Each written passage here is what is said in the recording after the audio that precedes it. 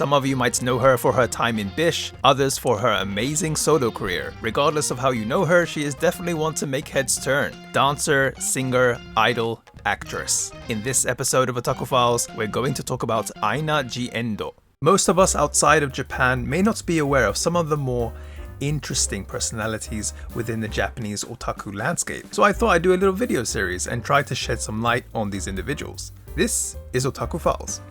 When talking about BiSH, I'm sure the first name that many will think of will be AiNA.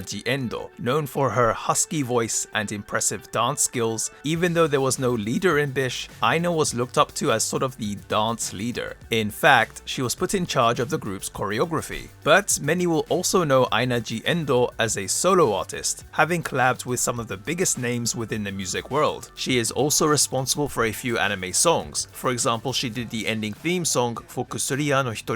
Regardless of how you know her though, AiNA's story is not exactly one filled with flowers and puppies. AiNA was born in Osaka and said she grew up close to the Banpaku Kinen Koen, or the Expo Commemoration Park in English. She also has a younger sister. She was a very bright and cheerful kid. During elementary school, at the end of the last assembly, every time AiNA would ask her classmates, "Who wants to play today?" However, it turns out that AiNA was another member of a very popular club that many idols I have covered are also a part of, the Being Bullied Club. No one ever agreed to play with AiNA. Apparently, she was viewed as a bit of a weird kid. AiNA says that when she was younger, she thought she was pretty gifted. As a result, she said and did things that might have ended up painting a target on her. For example, she once handed over a picture she drew to the art teacher and said, "This is for displaying in the school," forcing them to pin it up somewhere. She would climb trees, and once she reached the top of them, would start singing. Also, she would write in her diary things like, "The tulips were looking at me.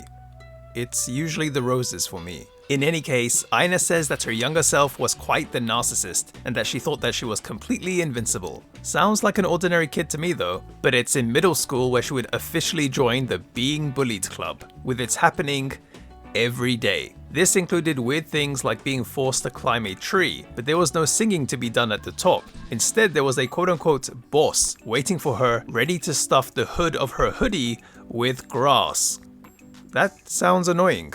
While that may seem tame to some, there was also a more serious incident that actually left AiNA traumatized. She was once surrounded by 4 girls and forced to undress in a corridor which also male students go through. At the time, maybe because she was anxious, she was also laughing during the incident, but afterwards realized the severity of that situation. This left AiNA with uncomfortable feelings towards getting undressed. Because of this, when she was once asked if she could get naked for something BiSH related, she refused, saying she just couldn't. But apparently she also said if it's just the nipples, then that would be no problem.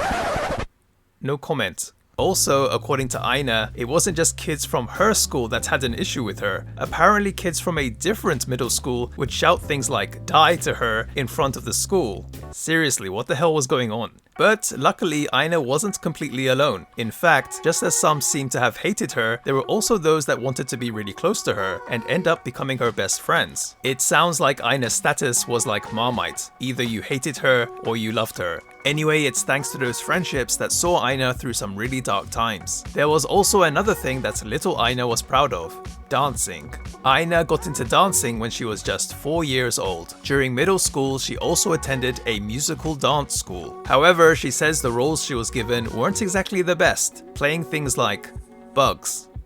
I mean, bugs are cool. It wasn't all bad though. In a class full of 20-year-olds, she was the youngest at 13, meaning they all treated her like a little sister. Being in that kind of supportive environment really helped AiNA improve her dance skills. Having said that, AiNA said she learnt about something else: Japan's hierarchy.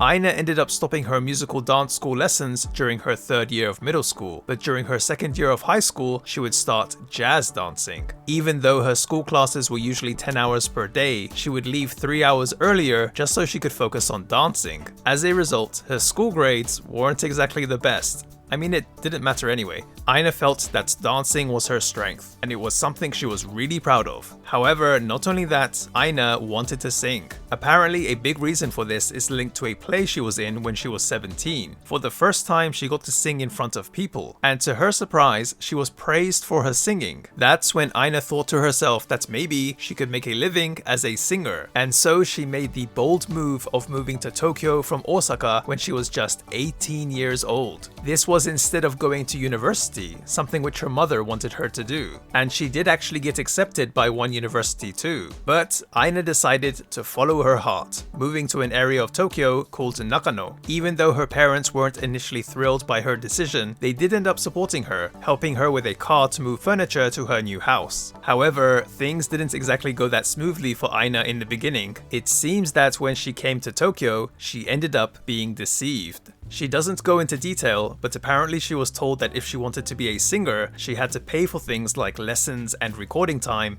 in advance. AiNA agreed to pay, and it turned out to be no small sum. As a result, she ended up not being able to pay her rent for about 6 months. She was then told by her landlord to go find a job and ended up temporarily homeless. Just having moved to Tokyo, she didn't have any friends initially to ask if she could stay at their place, so she ended up sleeping in Nakano's parks. I wish I could say because it's Japan she was completely safe, but apparently she ended up having both her wallet and her phone stolen. It was thanks to her vocal coach who lended her 5,000 yen that she managed to survive. She was living in parks for 2 days. Luckily though, AiNA would manage to become a singer for a club in Shibuya called Club Asia. This would also be where she had her first performance as a solo artist. Unfortunately for that performance, there was only one customer. Nevertheless, AiNA needed to fulfill the club's quota, meaning she performed at the club every month. However, she wasn't completely alone on stage. She also had backup dancers. This included her friend who was a dancer and just happened to move to Tokyo too. Good timing. After her experiences with living in parks, getting robbed, and now getting the bare minimum she would need to get by in Tokyo, this probably wasn't what AiNA envisioned before moving here. But eventually things would start to look up.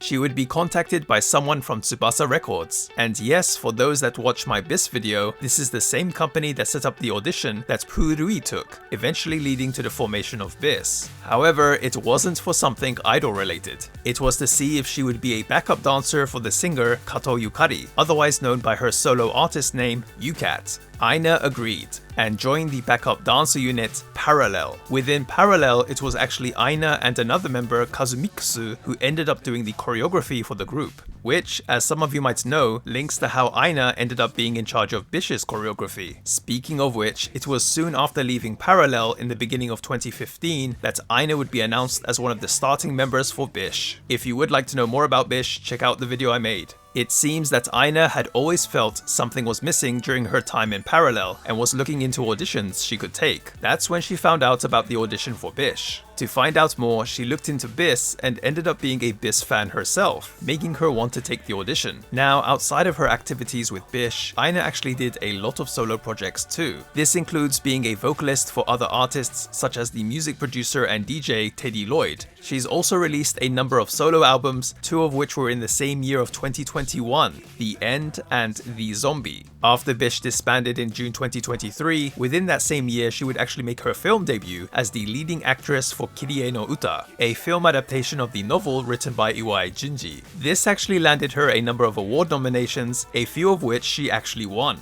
AiNA is still very much active, having released her 4th solo album, Ruby Pop, in November 2024. She is also scheduled to appear in a number of shows in 2025. Anyway, that's gonna do it for this video, guys. Thank you so much for watching. The more I looked into AiNA G Endo, the more I understood just how talented she is. I now understand why some people seem to be surprised that she used to be in BiSH. She definitely stands out as a strong solo performer who really loves music. It was really interesting finding out all these things about her, but this video certainly doesn't cover everything, so let me know what do you love about AiNA in the comment section below, as well as any other suggestions you have for future videos. Thank you again, guys. Take care. Peace. Bye.